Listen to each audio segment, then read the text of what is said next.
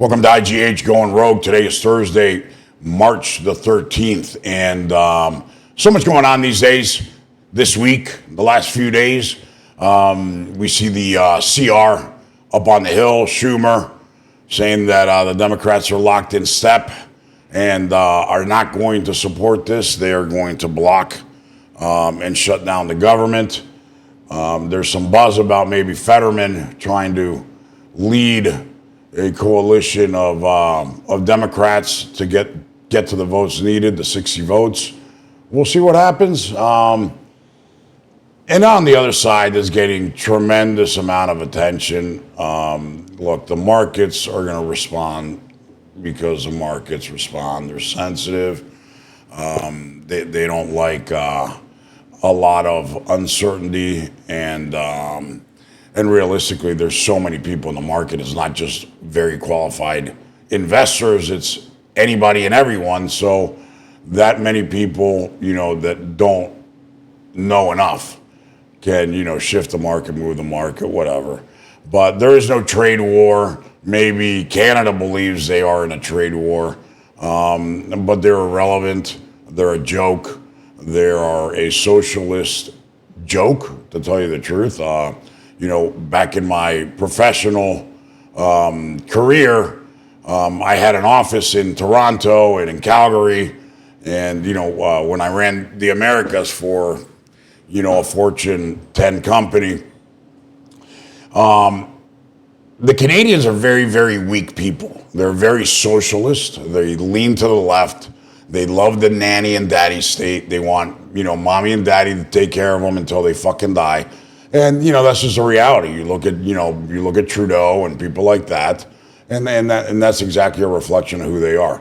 They're crying about this, trade war and trade war and trade war. Look, the United States is an economy of $30 trillion GDP. Those clowns, they're like 2.4 trillion. There is no trade war. We would slap the shit out of them with 200, 300, 500% tariffs and decimate them and destroy them. So there is no trade war. Don't fall into this stupid narrative trap that the media is trying to push. And that other clown that says he's going to turn up, or cut off the power, that would never happen. If that happens, we would crush them, destroy them, and we have other ways of getting fucking power to New York. Anyways, to discuss that and many other things, we have retired Lieutenant Colonel, U.S. Army, Sergio de Vega. He's also Undersecretary for Western Hemisphere for the Department of Defense under Trump's first administration. Do we have Sergio on? There he is. I'm still on. Hey, Sergio. Awesome, brother. Thanks for joining us. We had a little technical issue at the beginning, but I think it's resolved. So welcome. And I don't know if you heard my little monologue there, but you can pick it up wherever you want, bro. I did. I think what we need to look at is a broader, bigger picture. The situation that the president is working toward is reestablishing an industrial base for the United States. Exactly. Much of that base is gone. We have to rely on countries from all over the world to be able to produce certain things.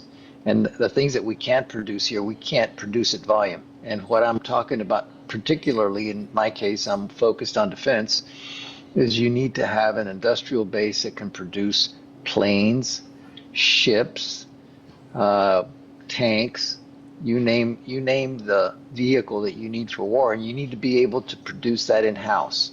We've lost that ability.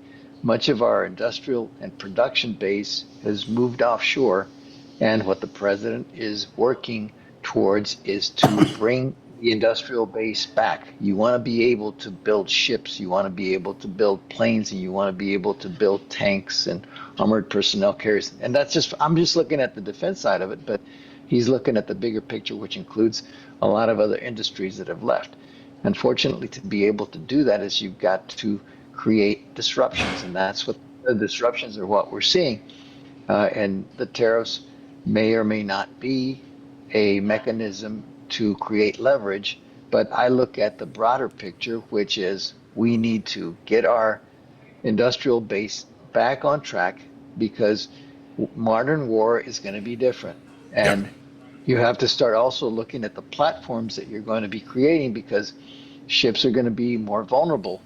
If you have a big piece of metal floating on the water and there's another sharp piece of metal that can poke a hole in it and make it go down to the bottom, the people that are on that piece of metal are going to go down to the bottom of the water. So those are the kind of practical things that you have to take into consideration. You've got to look at aircraft. You've got to see what threats aircraft now face. You've got to look at the war that's occurring currently in Ukraine and look at the evolution and the revolution of UAVs in warfare. Something as simple as a little piece of metal flying in the air that can keep you in trenches is going to create problems for the modern battlefield. And if you have systems that can poke holes in those said boats that I mentioned before, if you're trying to get from point A to point B, it's going to be more difficult. One of the things that happened during World War II, and I take this from Victor Davis Hanson, it's not an original thought. He said the unique thing about the United States is it could get to Europe, it could get to Japan. Japan could not get to the United States, and Germany could never get to the United States. So before you pick a war with somebody, you want to be able to have the ability to come over and put your feet on the ground in that country. So there's a lot of things that are in play now that we have to start looking at from the defense side of the house. And one of them is, how was it that we were able to win the war? It's because we had an industrial base that was par excellence, second to none. Yeah, and that's a great that's a great opening statement or analysis, Sergio. I appreciate that. Thank you. You guys in Trump one did something, during COVID, DPA, right? Defense Production Act. Do you think he Yes. invokes that again? Because you're touching an issue that, look, I understand that issue very well. I was, pretty involved in a lot of the FTAs, a lot of the free trade agreements, and that was one of the criticisms about the FTA. Is okay, we're going to start getting cheap product, but we're going to lose, a lot of jobs. And people are like, well, what's going to happen is, we're going to end up creating better jobs with, for more skill set. But there was never a repurposing of that workforce, right? So if they were labor workers working in a factory, we never prepared them to get into IT or AI or whatever. So a lot of people got displaced. And, I don't want to get into the whole history of this, on why you got the Bernie bros and all the Bernie supporters and all those people, and the unions and all those people went that hard to the left. But something that Trump did during DPA was he put Mauricio Claver, right, from NSC. He put him over at the president of the Inter-American Development Bank. And they're starting to put some bounties out to American companies through the IDB to leave China and come to Western Hemisphere, right? Because we have some free trade agreements, so you control manufacturing. When you say that we need this manufacturing, and obviously we do, we need steel, aluminum, et cetera, Yep. is that necessarily in the U.S. or is that in the Western Hemisphere where we have FTAs? What exactly does that mean? Because right now the behavior seems to be that we need to bring everything in-house, and once we have it in-house, we can start looking outside, right? Well, bringing it back in house comes at a cost. And how quickly can you do that? Yeah. I would argue that what you need to do is you need to have a fundamental capability to be able to at least produce a good portion of what you're going to need in case of conflict. And so preferably you want to also be able to maintain good relations with your partners so that you are able to tap into the capabilities that they have. That's the importance of coalitions. Now, but first, and the most important thing is you at least have to have a capability in-house to be able to defend yourself. If you don't have that, you don't have any sovereignty. You don't. Yeah. And when I talk about supply chains and the industrial base, there's also the need to be able to produce such things as antibiotics, vaccines, all of that sort Yeah. of stuff. Much of that is right now antibiotics. A lot of that comes from China. Yep. So you have to look at the products that you absolutely need in case you get into a conflict where somebody can cut off your supply lines, and now you're stuck without it, and you don't have the capability to produce it. So I think What the president is saying is that we need to be able to stand on our own 2 feet, be able to be self-sustaining, and obviously that's going to be a very complex thing to do because not only are you looking at long-term projections because you can't bring everything immediately back in, and if you do, uh, you create disruptions in other places. Let me just give you a simple example. Right now, we have 12 million people that came in during the previous administration. Those are illegal aliens that are here. Yeah. How are you going to remove them? And what's going to be the disruption that that causes? To date, we've deported 33,000 people. If you go by the best estimates, by the end of the next, by the end of the next the end of the first 2 months, which is in a week, we will have deported, let's say optimistically, 40,000. Yeah. 40,000 over a year span is 240,000 roughly, a quarter of a million. You still got 12 million. So there needs to be some additional measures put in place, and I believe those are being worked out now as to how you can get people to return.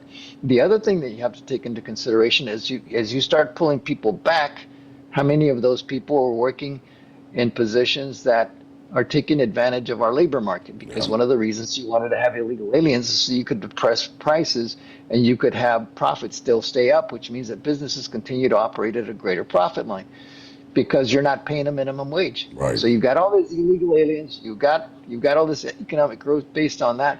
What are you going to do to replace those people? Do you want to bring them back legally? In an ideal situation, you also want to create legislation to come up with a comprehensive immigration reform. And I think that that's also in the process of becoming, because you can't continue to pull people out without affecting the labor markets. And then at some point, you want to be able to do that legally.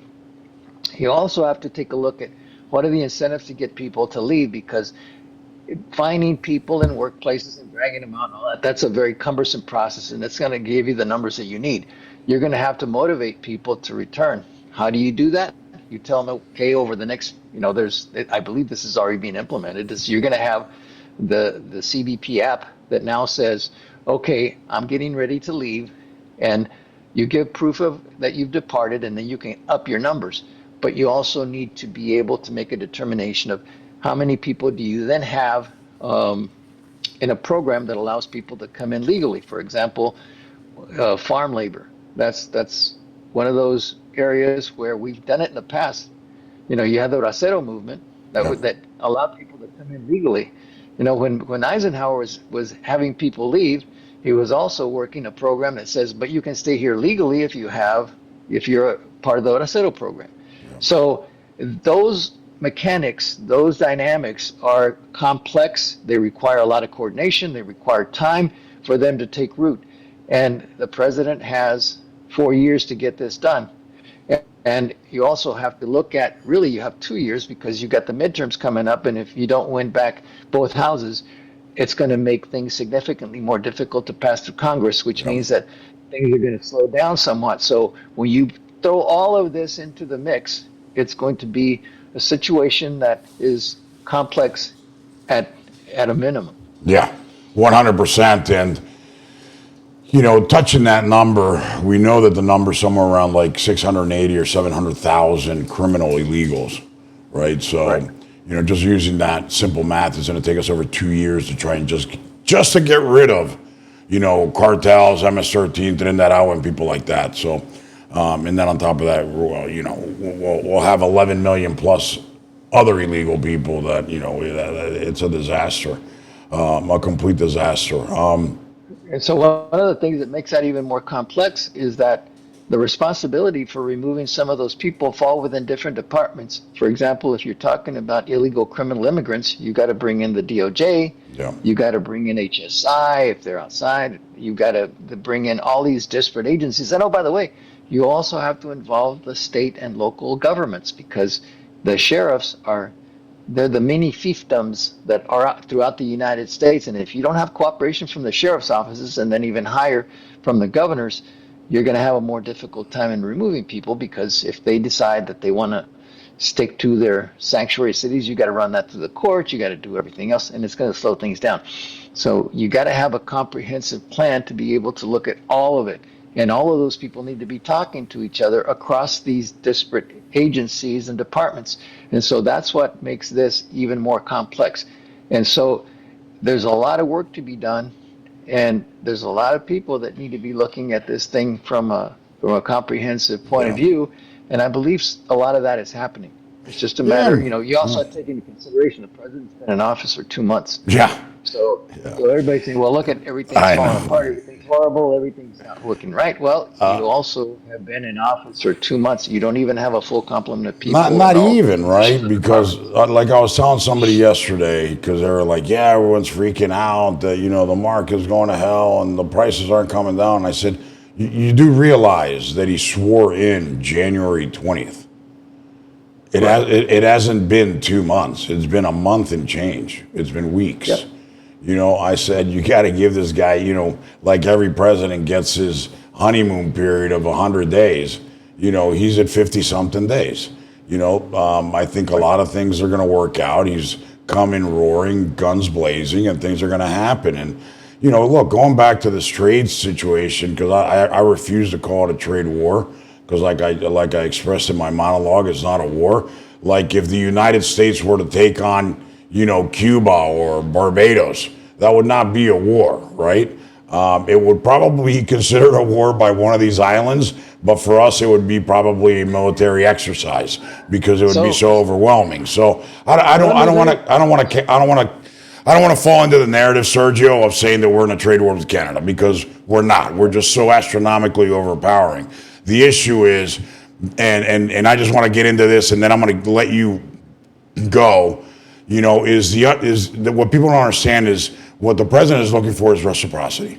So if they're charging us correct. 100% for wine or spirit or bourbon or just for an example, and we don't charge them, anything or charge them 7% or 10, there's a trade imbalance, right? So he's just saying, let's bring parity and let's bring reciprocity. If you're going to charge me 15%, I'm going to charge you 15. If you're going to charge me 100, then I'm going to raise mine to 100, and I think that's fair. And sitting there, calling the president out and saying that he's, into protectionists and all that. You look at last year, last year with Biden, I don't know if you know this number, but the trade deficit was almost $1 trillion. It was 900 plus $billion in trade deficit. Not with Canada, with the world, right? So these are huge, huge numbers.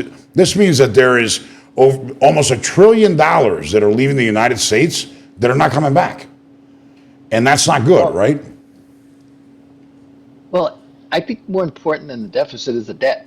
Yeah. And as I pointed out before, if when you're $36 trillion in debt, you've got to do something to trim it down. And so some of these changes that are occurring are setting the stage for us to be able to pull back on our spending. And if we don't pull back on our spending, think about this. I was explaining to somebody yesterday that, when I was 9 years old, I was a cotton picker, and I did 5 cotton picking seasons. And when I was doing the cotton picking, uh, it was done because my mom and dad said, "Hey, if you guys want clothes for school, you're going to have to earn them." So we would go pick cotton. My mom would put clothes on layaway, and by the end of the cotton picking season, we'd have clothes. Now, back in those days, that was our credit card. You Yeah. got the stuff when you finished paying for it. They would just set it aside for you. You'd pick the specific thing, they'd put it into a little box, and then when you paid the money, you got the stuff out of the box.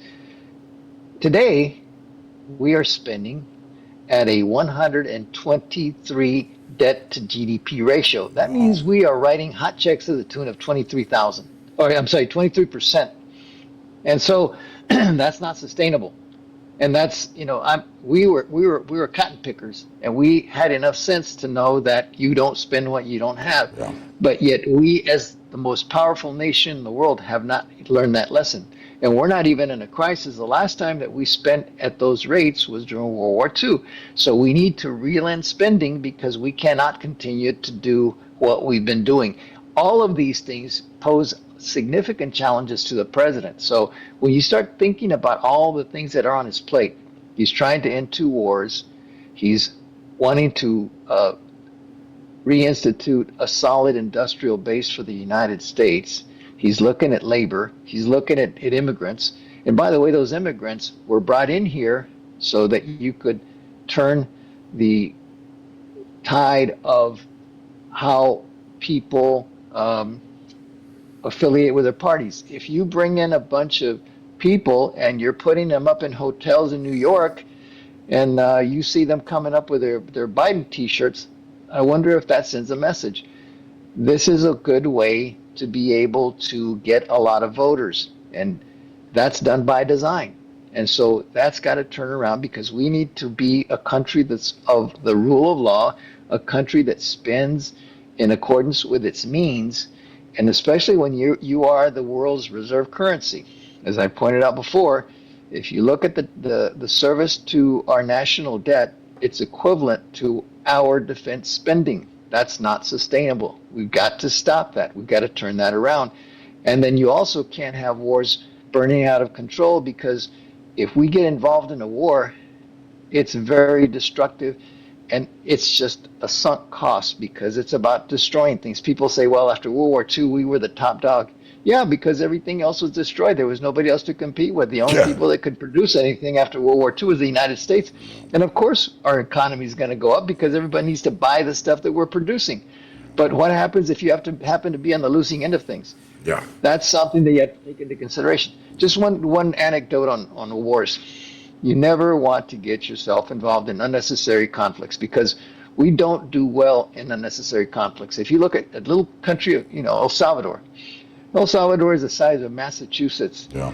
If you remember back in the early 80s, when they were involved in a civil war, and then we were involved doing some training and things like that, all of our attention was focused on El Salvador. A lot of money was spent on El Salvador, and you don't need to have that kind of a distraction. Wars are messy. Wars never turn out the way you think they're going to turn out. Look at Afghanistan. We thought, hey, we're going to go in there and we're going to chase down Osama bin Laden. We're there for 20 years. Yeah, and we thought that we were going to turn that into like, New Connecticut or something, right? Well, exactly. So my point is, don't get involved in foreign entanglements.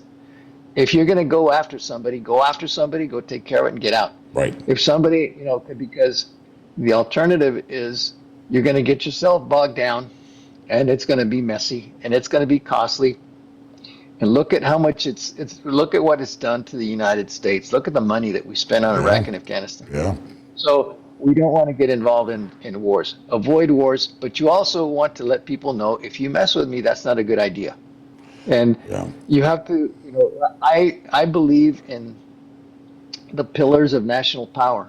You've got the diplomatic, you got information, you got the military, you have the economic, and there's some others that you can throw in there, but those are the key ones.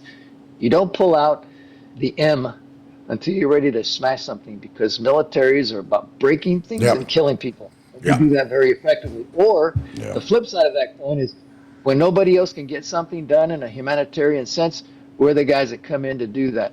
So use us sparingly, use us only when you absolutely need to, and we are here to make sure that this nation stays the greatest country in the world, and one that is practicing the rule of law and is somebody that you can set as an example, and I think we are. And the only thing is that in making these adjustments, because we've been thrown out of kilter because of profligate spending and not being able to sustain ourselves in case of an emergency, we're not in a good place. So that's the adjustment that President Trump is making.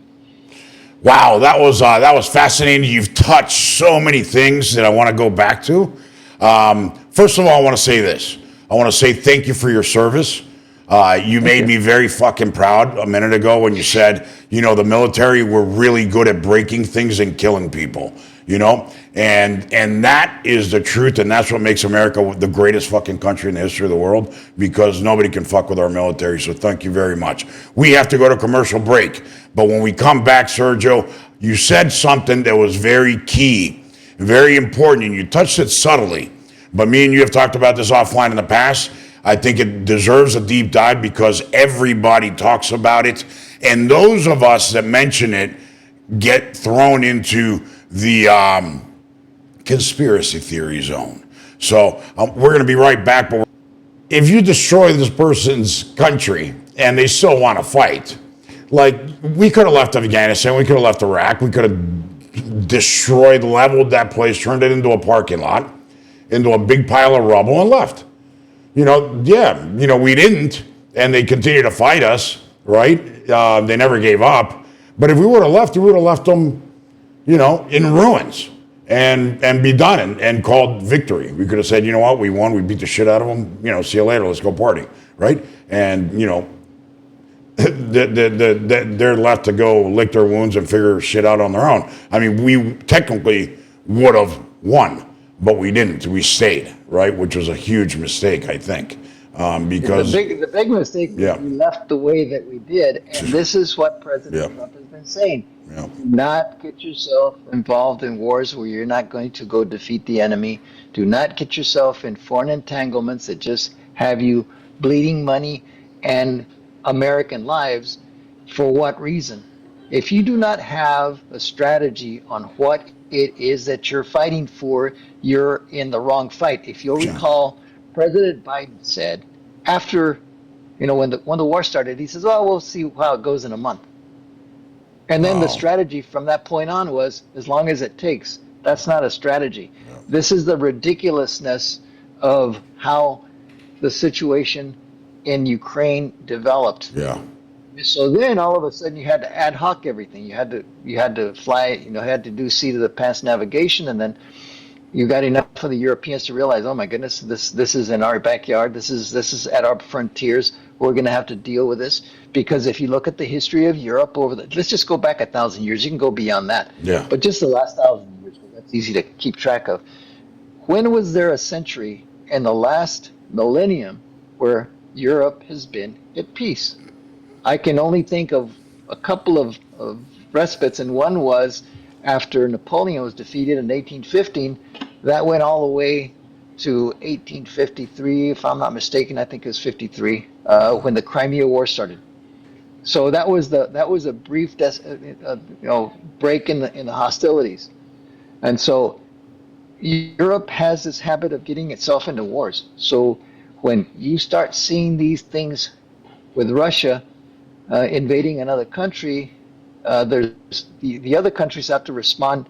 And what you saw with what happened in Ukraine is the Europeans being awakened to their own history, because even though the Europeans are all about peace and love, they also remember their own history, unless you're totally blind to it. And I don't believe that's the case. I think that those people in the military and those people in the know the importance of making sure that Europe is at peace, because things can get froggy and out of hand very quickly. I mean, let me just give you one historical anecdote. Think about what happened in Russia. Russia goes to Japan and is defeated in the Russo-Japanese War at the turn of the century. They get clobbered. So the rest of Europe is going like, oh my goodness, they just got clobbered by an Asian nation. How could that be? And the next thing you know, things get out of hand, the squabbles start, and next thing you know, you start World War I. And in 1917, you have the Russian Revolution. The Russians lose over 1 million square miles of territory to Germany when the communists say, hey, we're not going to play in this game. We're just going to go home. Okay, so you want all this land, we'll take it. And then you think, okay, well, Russia's falling apart. It's being weakened. Look at what just happened to Russia. And then you go back to the beginning of World War II. Russia and Germany signed a peace pact, and then Hitler says, I think I'm just going to go and attack. I'm going to go and attack Russia, forgetting what happened to Napoleon, the most powerful emperor in Europe, just a century before. And he gets clobbered. So what does the U.S. do? We had this phenomenal industrial base. We give the Russians food, we give the Russians ammunition, we give them equipment, we give them training, we give them all the stuff. And their job was to kill Germans and to keep the Germans pinned down, and then make sure that we had other parts of the world that we had to send some of our limited resources to, but we were able to pull together the coalitions to be able to defeat not just Japan, but Germany as well. Now, all of that stuff is important to keep in mind, because what happened after World War II? Russia then became it was already the Soviet Union. Soviet Union, because we had armed it, now had 200 divisions of soldiers that are menacing Europe. And the only reason they didn't take over Europe is because we had a nuclear Yeah, the capability. bomb. We Yeah. had the bomb, and they didn't. Yeah. And so up until 1949, they had to walk carefully about trying to take over Europe because that wasn't going to work. But look at the level of influence they were able to achieve. They regained all of that land that they lost back in World War One, and they created a buffer zone with the Warsaw Pact nations, and now the Soviet Union is a world power. Yeah. And so things can change very quickly. By the way, that was 20 years from the time that they were clobbered, Yeah. and in 1917 to 1939. So what? Do the math. It's what, 22 years. Yeah. So that's what I'm talking about. Is in world events, things can change very quickly, and in Europe, things have an impact throughout the world. Because if you look at the EU as an economic power, Yeah. it's on up there with the U.S. Close. It's not the U.S. No. because they're all these disparate countries, but they're at peace with each other. So we have to look at all of that. And then Russia obviously is out there. Now, the other thing, the dynamic that has to play out is you have to remember that you got Russia, you got China, and then you've got the European Union, and then the United States. So all of these blocks are trying to figure out who can I be buddies with. We do not want Russia to be buddies with China because China is going to leech off of everything that Russia has because they have a lot of stuff. They have a lot of minerals, they have a lot of resources, they have a lot of raw materials, and the Chinese need all that stuff. Yeah, And they need for their that, and they manufacturing, need their right? gas. Yeah. So if you look at what Nixon did in the 1970s when he separated China from Russia, from the Soviet Union, uh, things worked very favorably for the United States. So these dynamics are always at play, and these are the things that we have to take into consideration, and how world leaders are able to work all of these different phenomenally big picture things is what makes a country successful. Yeah. I agree with you, and it brings us to today, right? We heard Secretary of State Marco Rubio. You know, he was in the Middle East. They came up with a ceasefire. Where do you see that going? Do you see Russia agreeing to those terms? Do you see, you know? I'm optimistic that there will be some type of a ceasefire and some type of an arrangement, hopefully a lasting arrangement. If you look at Austria, Austria is an example of a lasting arrangement where it did not ally itself with the Warsaw Pact, it did not ally itself with NATO, and it's a very productive country today. If you could achieve that with the Russians, that with Ukraine, that would be a very positive thing. Is that I think possible? it's with, Is that possible? Because I know we have, you know, there's different factions within Ukraine. It's almost like it's not Ukraine, right? It's you have the Polish and the Russians and the Ukrainians, and it's kind of like a melting pot there that kind of wants to be ripped apart, right? I mean, can it be Austria? Is that example realistic over time? And I don't mean to challenge you. I want you to no, no, deep dive into it, right? To educate us. I believe it could be. Okay. A lot of there's got to be give and take. Both Russia and Ukraine are taking massive human losses. Yeah. And if you look at the demographics of Russia, they're a country that's shrinking. Their reproductive rate is 1.1, if I'm not mistaken. Wow. They've got problems with alcohol addiction. They've got problems with a big population in the Caucasus that's Islamic in nature. And if you look at Grozny and Chechnya, that neck of the woods is growing significantly, and they are not always aligned with the Russians. Remember, one of the things you have to understand about the Russians is it's a patchwork of all of these different peoples. You think we're ethnically diverse. The Russians are just phenomenally ethnically Do you think they're diverse. Muslim? Do you think they have a Muslim problem, and can that be their downfall? Yes. Yeah. Could it be their downfall? The Russians have this way of putting things down in a very harsh ways, but the repercussions are always harsh in return. If you look at the terrorist actions that have taken place in Russia over the last 20 years, there's been the major ones have an Islamic root. Yeah. The Chechens. I mean, Yeah. they caused significant damage to the Russians. But was it enough to overthrow the Russians? No. The Russians have an ability to absorb pain like there's no tomorrow. And if you look at their geography, they're concerned because if Ukraine falls, if Ukraine was to get a foothold on Crimea, you're never going to have peace there, Yeah. because that would force the Russians into not having a warm water port. As big as Russia is, the warm water ports are in the Black Sea, and challenging all of that is you have to go out through the Bosphorus Straits, which are in Turkey, and by treaty, Turkey has a vote on how many warships go in and out of the Black Sea. So they're bottled into the Black Sea. This is the importance of their presence in Syria, because they had a Mediterranean port. And now that Syria has fallen to a different set of owners, or a group of people that are in charge of Syria, Yeah.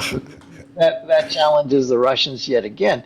And so they have a lot of dynamics that they have to play with. By the way, if you look at the nature of war and how many conflicts Russia has had with Turkey, for example, I think it's somewhere in the vicinity of about 15, I believe. Turkey's won 2 or 3. The rest of them, the Russians have won. You may have won the wars, but Turkey still controls the entrance to the Black Sea. Now, Yeah. before it was Turkey, it was the Ottoman Empire, but it's the same group of people, and they're not all that kind to each other when they get into conflicts. So there's all sorts of dynamics in that region that you have to take into consideration. This is why I'm always cautious about wanting to crank up any new conflicts, because there's so many factors that can play into things that you can be surprised in very ugly ways. Look at, the Germans thought they could handle World War One. Yeah. They said, well, we'll support the Austro-Hungarian Empire, and then they got them into a war. The Austro-Hungarian Empire fell apart. Germany eventually loses, but they were never defeated. It Right. was a ceasefire, really, if you look at what happened in Germany. Now, they were defeated to a point, but when you look at the Treaty of Versailles, it wasn't a good treaty. There was still, remember, you never put your foot onto German soil, and they remembered that. And when they started getting hit up with reparations, they just said, okay, well, we can't pay. And eventually they said, we'll just start rearming, and then World War II started. So, I mean, just look at historical examples of how messy things can get. That's why you want to avoid them. That's why President Trump is always talking about ending conflicts, because conflicts can get messy. Yeah. And then you're left with cleaning what's messy. And this is why he has been forceful to the point of being unacceptable in his conduct to the Europeans. But if you don't slam heads together and get people to the table, you're never going to get to any type of a significant ceasefire on a short time span. So you've got to stop the fighting, you got to stop the killing, and then you've got to get people to the tables. And I think he's capable of doing that. Yeah, I agree with you. And let me add a couple more things too. Is they're expensive, right? They're super, super expensive. I know you brought that up very early, getting into conflicts or wars. As much as, or as much as somebody could say, that's cool, we get to bomb the crap out of this and use our artillery, use our tanks, use our ships, use our missiles.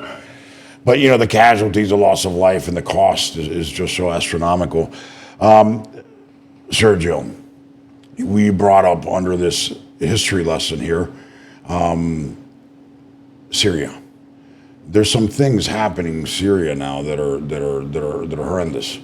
Yep. The Secretary of State has come out. The administration has spoken about it. Is something going to happen there as a response, or is it let's hurry up and wait and observe kind of situation? Because it's kind of it's horrible, right? I mean, thousands of people are getting slaughtered, executed. I mean, you've probably seen the videos of people being lined up and these Al Qaeda, people walking up and blowing their head off, shooting them right in the head, and blowing their brains out. And these are the people that are I guess allies to the new administration, right? The Biden supported too. So I'm gonna reiterate my position on all of this, and that is I speak for myself, not for the administration, and I Yep. don't want to get ahead of what the administration will or won't do. They have their own timelines. They're looking at their own threat streams. They're looking at U.S. interests, and they're keeping tabs on all of that. And so that's going to be the president and the secretary, through the Secretary of State, as to what position we're going to take, because they're the ones that drive the train. Obviously, the situation in Syria is getting significantly more critical, especially the way that they've been going after their opponents, or their former opponents, which was the Alawites, and now there's the same thing happening to Christians. So, how we deal with that? We do have some leverage points. They want to get worldwide recognition as a nation state, and so you could maybe get involved in some kind of negotiations. There's always things that you can do to leverage the president of Syria to clamp down on those people that are causing all of this grief. But again, I don't want to get ahead of the administration. I think it's important that we keep an eye on Syria, because that means instability in the Middle East, which has always been a place of instability Yeah. last century. Is it better off without Assad, or was it more stable with Assad? I mean, good dude. The $10 million question, Sergio. Right? I mean, it's like were we better off without Gaddafi or with Gaddafi? Right? It's with Assad or without Assad? It's man, what a complicated region. I don't think that region has ever been at peace ever in its history. I'm not even going to try and answer that question. That's why I thank God we have you on the show that is very capable of at least giving us a very educated answer back. Well, thank you. So, Assad or without Assad? It seems like without Assad, it's. I don't know what to tell you, man. Well, you can go into the exercise of what if, or like the bottom line is he's not there anymore. Yeah. And he left for a reason. I mean, remember the Middle East, the Arab Spring? Yeah. It was hope sprang eternal. Everything was moving in the right direction. People were saying, "Hey, yeah, we want our freedoms back." And then you have people like Assad that said, "Not so fast." Yeah. I mean, in Iraq, you had Saddam Hussein, who also came from the same. I'm not sure if defeat's the right word. The people that they've destroyed. So now, does the international community have a say in this? I mean, there's international structures out there. They should be saying things as well. And there's always economic pressure that you can apply. Remember, I talked about those pillars of national power. You got the diplomatic, you got the information, you got the military, you got the economic. Use the military last, because that's the last resort. And I would argue that the United States has to do an evaluation of what are the U.S. interests in that region. And so that's the question that people like Secretary Rubio, President, are going to look at through the National Security And they have so many, and they've got a lot of current problems right now, right? That I hate to say this, that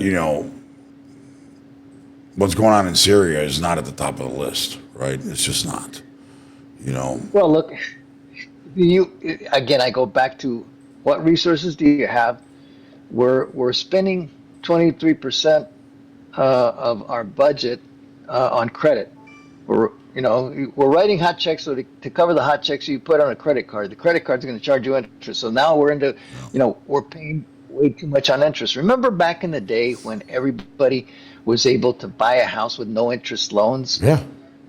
Or just pay on the interest? Think about the house of cards that creates when that person is no longer able to cover the interest payments on a house that he's never going to own, or he or she is never going to own. And so you have to look at, how do I optimize on what resources I have available? What is it that I'm trying to do to make sure that this nation state stays safe and prosperous? And that's the challenge that the president is facing, and we've mentioned them. He's got a lot on his plate, and you got to rack and stack priorities, because at the end of the day, if you run a household, you're going to say, okay, how much am I going to spend on food? Because you got to survive. How much am I going to spend on shelter? You got to have that over your head so you have a comfortable place to live. And how am I going to get from point A to point B? You got to have transportation. You got to be able to pay for it. And then you start looking at all the other stuff. Yeah. And so I would argue that you've got to start looking at our priorities first. How do you take care of the American people? How do you keep them safe and prosperous?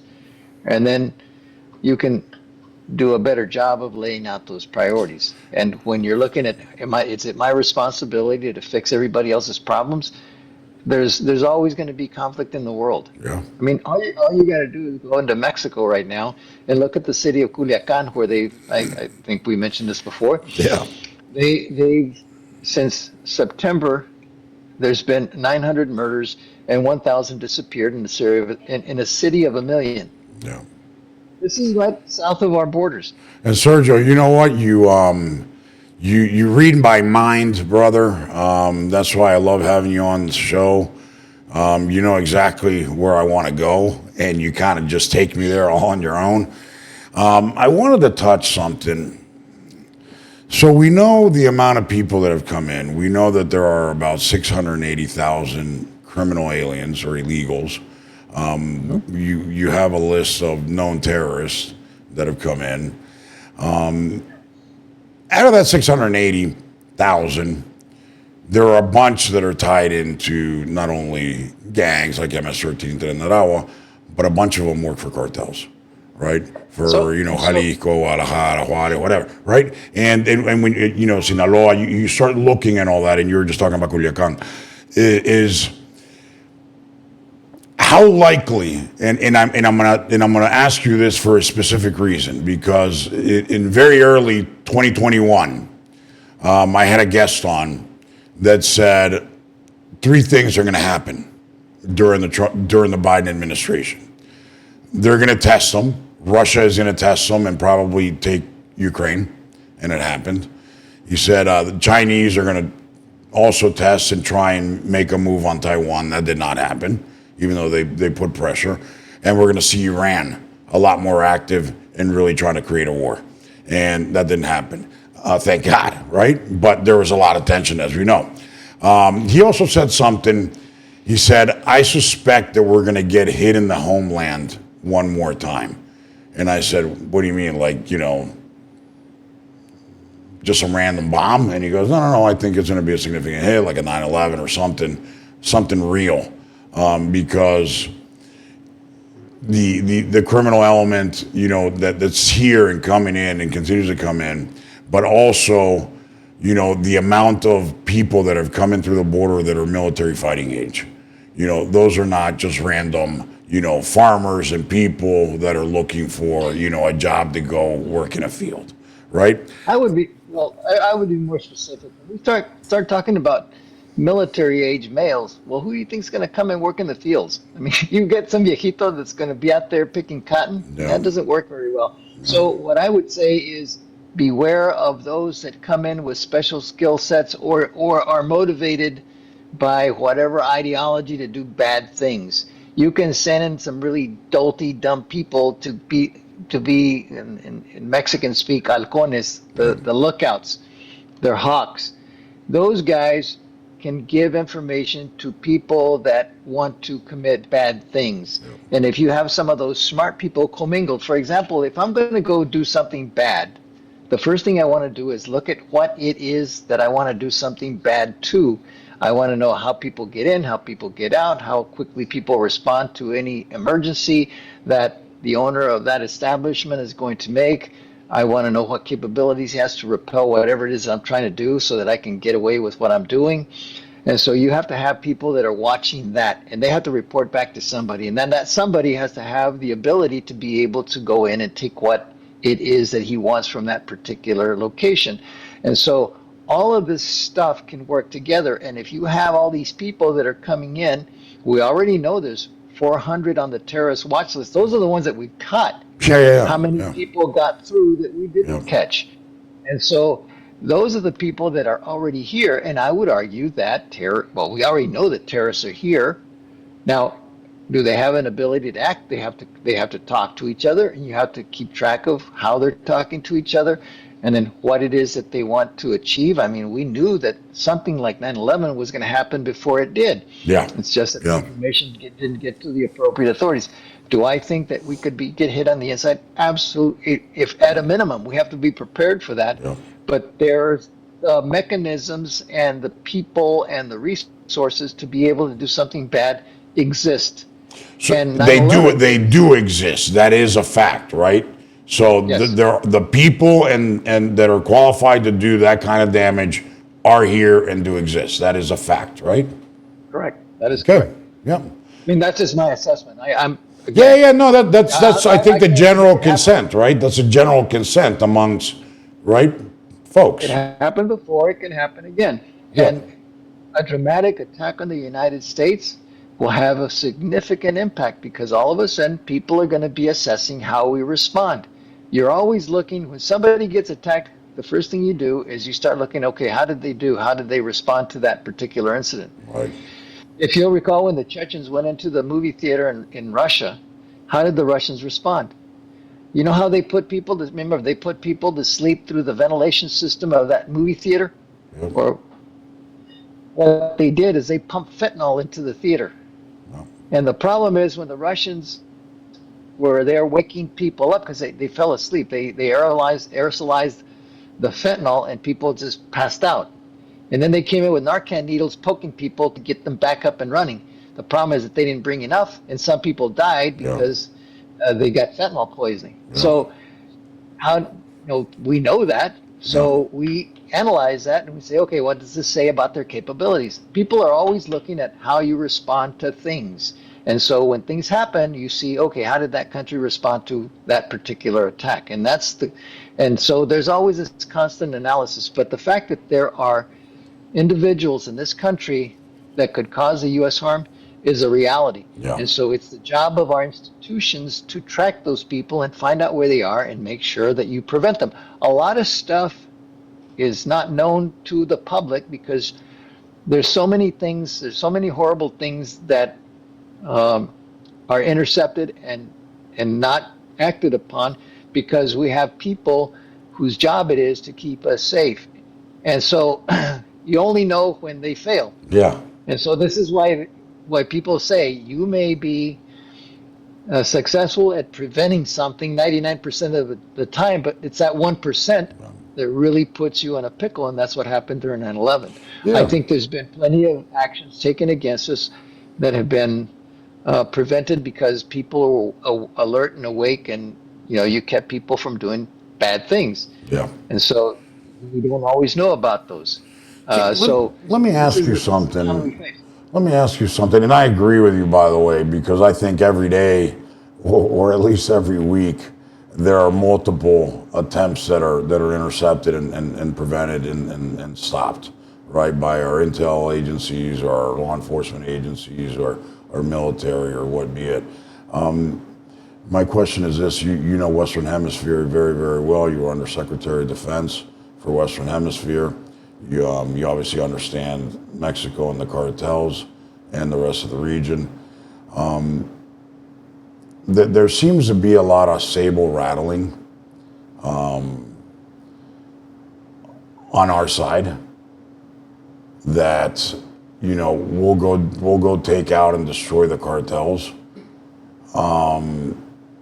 Look, I think it's a great thing that the president put the cartels on a terrorist list. I think that's super important. But people thinking that we're just going to go in and we can decimate them. I don't know if it's that easy. And right? That's why I'm asking you. And then this is a loaded question, brother. So I'm sorry, but what better person to throw it at than you, right? There are hundreds, if not thousands, of operatives of each of these cartels here in the United States that would retaliate. If that were to happen, would we start seeing car bombs like we did in Cali, Medellin, and Lima, in so many other places, and that violence like we've seen in Juarez and other places in the United States play out in the streets in the U.S.? There's a lot of what ifs. Yeah. Let's, but I That's think why I you have said to I told you it was going to be a loaded question, man. So, so you have to understand the environment. And so what you have in Mexico is the cartels. yep, They are the wholesalers. yep, In the United States, we have gangs. Those are the retailers. In between, we have liaison officers, if you will, for lack of a better term, yep. that are the interlocutors between the Mexican cartels and the gangs in the United States. So let's look at a gasoline distributorship. You got let's just pick one. Let's say Exxon. Okay, and by the way, I hope Exxon doesn't get all offended with me using that. Let's just say Acme Gas Company. There you Acme go. Gas There you go. Company Yeah. has a big supply of stuff. Yep. That supply of stuff has to go to the different customers.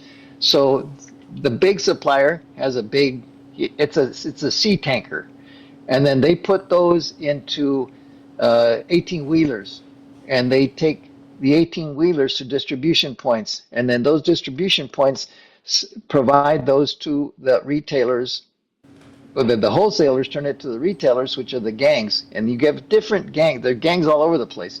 So this is why it's such a difficult problem to solve, is because you have these disparate gangs that control turf in the United States, and they're the guys that are distributing for particular neighborhoods, and that means that you're supplying.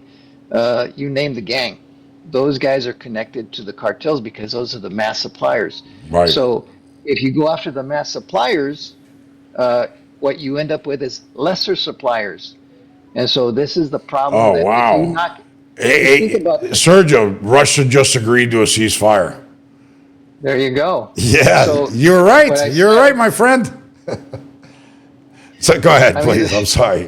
It was just so breaking news. I had to throw that in there because you had said that you were very comfortable or confident that it was going to happen. So I had to give you kudos and credit on the air, man. So go ahead. thanks. You put that out there. No, I'm just kidding. Yep. So when you look at what happened with the Guadalajara cartel, Yes. the Guadalajara cartel was one cartel that controlled the drug trafficking into the United States. One cartel. Yeah. And that was Rafael Caro Quintero Yeah. and the founding members. There's some others. Some of the underlings, some of the lieutenants within that cartel were Chapo Guzman and El Mayo Zambada. Yep. These guys are the who's who of what later became the disparate organization. So when we went after the DEA, went after the Guadalajara cartel, they decided it's not good for business to be so big. So what we need to do is we need to separate, or we need to create regions, and then we'll put bosses in those regions. Las And so you plazas. create. Yeah. What I was as the plazas, the plazas were within the regions, Yeah. and so Sinaloa got their chunk of the real estate. The Gulf Cartel got their chunk of the real estate. The Juarez Cartel was big. The Tijuana Cartel was big. So what happens is if you start chopping heads, a lot of times what you do is you have the lieutenants creating their own organizations. Now you've got a lot of different groups, and they're all fighting for the same Yeah. thing. Yeah. So we got to do a full court press. I'm fearful that in Mexico, about the only way that you're ever going to put this thing to rest is if you declare martial law in certain regions and say this, we're going to go after these guys and they're going to go to jail, and there's going to be tribunals to try these people, and we're going to set up judges where you got the judge in a completely different state from where the defendant is, so that you can do things like the Italians did to take care of the mafia. I mean, Yeah. there's horrible things that they're doing, and there's going to have to be dramatic measures taken to be able to stop them. And then when you start thinking about the collusion that occurs between politicians and the cartels, it gets really messy. My point is this: Yeah. when you start thinking about the bigger picture and you start doing certain actions, what kind of instability are you going to generate? And if you create too much instability in Mexico, what's going to happen to the people within Mexico? You're going to have a very busy CBP. And then getting people back into Mexico from the United States is going to be increasingly more difficult, and there's going to be all sorts of legal fights, and so it gets really messy and ugly. You just touched something that nobody touches and is so key. There's this famous economist out of Peru, Hernando de Soto, who wrote a book called El Otro Sendero, the Other Path. And he talked, I don't know if you read it, but he talks about this, exactly what you just said, about the underground or the informal economy. And you just talked about that, because if you take out the cartels, you're going to collapse the Mexican economy. That's just a fact. You know, and you're going to see, we're going to see 10 million people at the border in 90 days, not in 4 years. You know, if we don't know the repercussions of destroying the existing cartels, so we need to be thinking our way through that. And how are you going to help solve that problem? I would argue that the best way to confront the cartels is a collaborative effort between the Mexican government and the U.S. government coming to an understanding. This is what we both have common interest in getting these guys under control, because you've got plenty of support in Mexico right now. Because if you look at the people that came out into the streets of Culiacan, because three of the people involved in the violence was two little boys and their dad, who were murdered by cartel members that after coming from a party. And they said, well, what were they doing out at 12 o'clock? Well, excuse me, you have the right to move around without having to worry about getting killed. And they had about 10,000 protesters in the street protesting against the governor of Sinaloa. Yeah. That means that the Mexican people themselves are fed up with the violence. Yeah. And so done in a way that's collaborative, you can say, okay, let's see what we're both interested in. And this comes amidst all of the trade issues that we're having to contend with. Because remember, Mexico is our number one trading partner. Yeah. And as we think Canada has got issues, Canada is the number two trading partner. Yeah. There's a lot of companies that are tied at the hip for all of that. And a lot of jobs, right? And a lot of jobs that depend on it. I mean, we have U.S. manufacturing in Mexico. We have U.S. manufacturing in Canada. So, you know, it's not that plain and simple. But I know you got to run. But I wanted to bring up this, and that's the only reason, you know, is, you know, I want to have you back, and I really want to deep dive into this cartel stuff, because I know from a military perspective you understand it differently than when I bring in friends from DEA or Homeland Security or ICE or whatever. I want to really have that conversation from a military perspective. And the reason I brought this up is because I just want to, I want to hear from somebody like yourself say, no, it's not that easy. We're not going to send, Chuck Norris and Delta Force in helicopters, and it's not a movie, right? And we're going to blast them and blow them away, and we're all going to walk away, and it's over, and, the Americans won. I don't think it's that easy. It's going to be absolutely heinous. I mean, I've seen it throughout Latin America, so have you. Once car bombs start blowing up in streets and malls outside of shopping centers, it's not a pretty sight. It's not, I don't think, something that the American people are used to or prepared to handle and would take very well, right? That's my concern, right? With the whole cowboy mentality of, oh, we're gonna go fucking crush them. I don't think so. And a bunch of fat rednecks sitting on the back of a truck with a case of beer saying, oh, we'll take them out. Dude, they have no idea. They have no idea what the hell they're talking about. So just a couple of parting shots. One is, you asked me about, would there be actions taken inside the United States of the nature that you described, where they're doing terrorist activities and so forth, the cartels? I don't think so, because the cartels are a business. Now, their attacks on the United States are different. They just provide product, and the product is killing people, which is it's much more lethal. We're losing 100,000 people a year to drugs. They're flooding us with their drugs. The Chinese are involved in part in a reverse opium war focused against the United States, because for every death of those 100,000, there's families that are involved. And so that's the way that they're attacking us.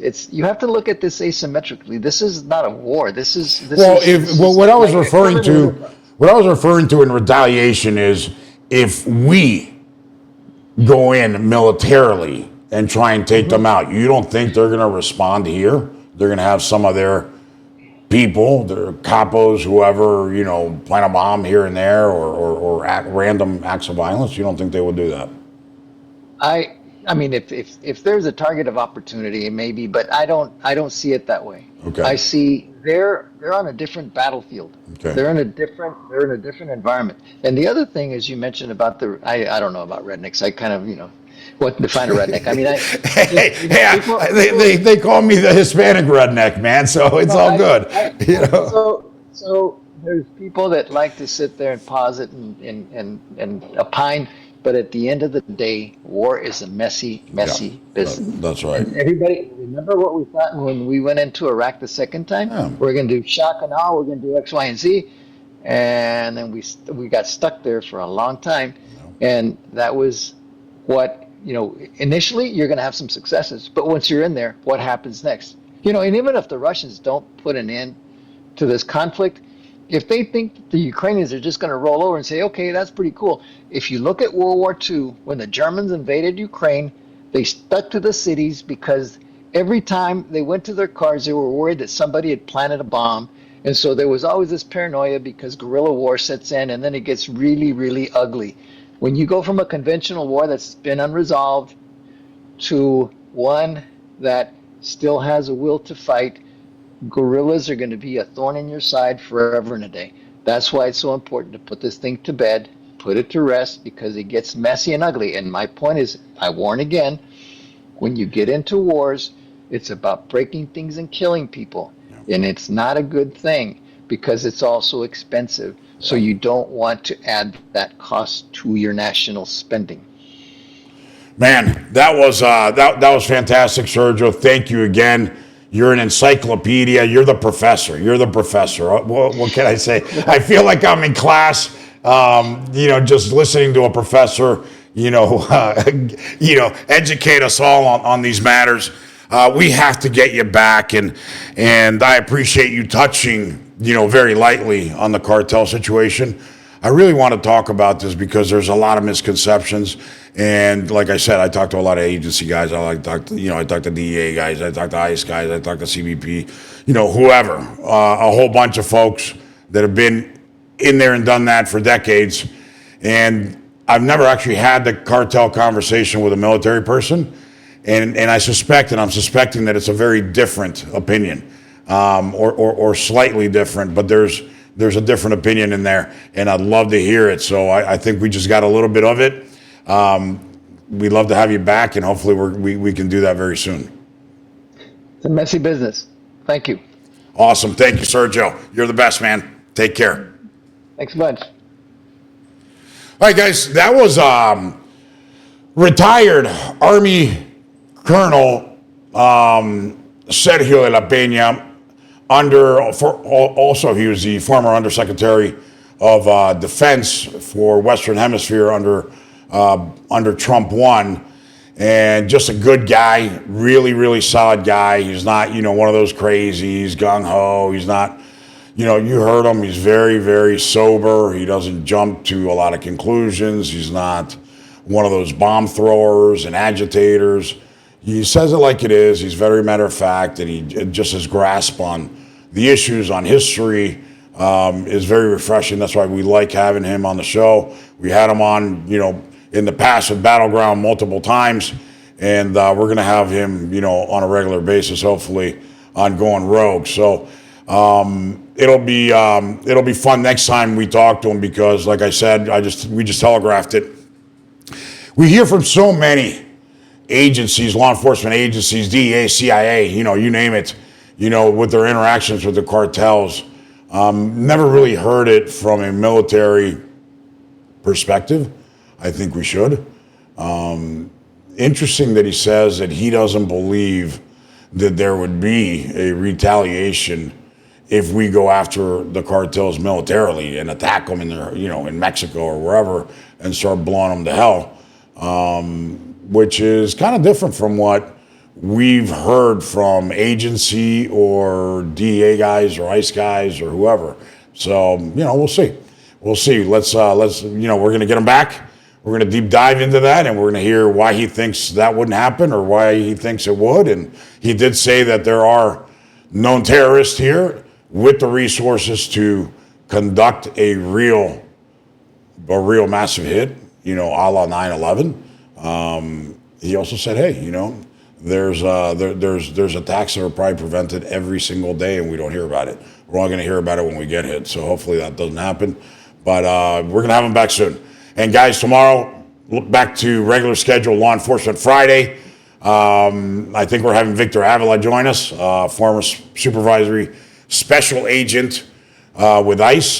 There's some captures that have happened, and a lot of busts with Homan. And I know the left is going nuts. They're I don't know why they're freaking out over capturing illegals. We can talk about this Gaza character out of Columbia University. You heard Marco Rubio sit there and said, hey, just because you're here on a visa doesn't mean we can't kick you out. Nobody has the right to be here unless you're a U.S. citizen. Even if you have a green card, which means that you're a legal permanent resident, does not mean you have the right to be here, and the U.S. can pull that visa and kick you out. So just so those that don't know and don't understand, they're like, he came in here on a student visa. They're trying to silence him. No, the guy is supporting a terrorist organization, and we're throwing him out because look at the shit he's doing in U.S. schools and campuses. So we'll talk about that and some other things, but hopefully you enjoyed the show. Make sure you watch us on Rumble, on YouTube, and you follow us on every single podcast. We're crushing it there. The last ranking we got, we were 187th out of over 4 million podcasts. So keep on downloading us. Keep on following us. Please share with your friends, family. Push it out there. Tell them to subscribe to IGH Going Rogue.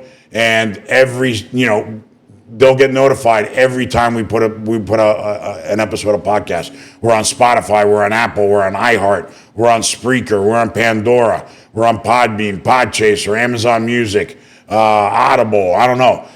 Every single podcast platform that's out there, we're there. We're not going away. We're expanding every day. You can be in a cave as long as you have somehow to connect to the internet. You can find us. So we'll see you tomorrow with Law Enforcement Fridays. Take care.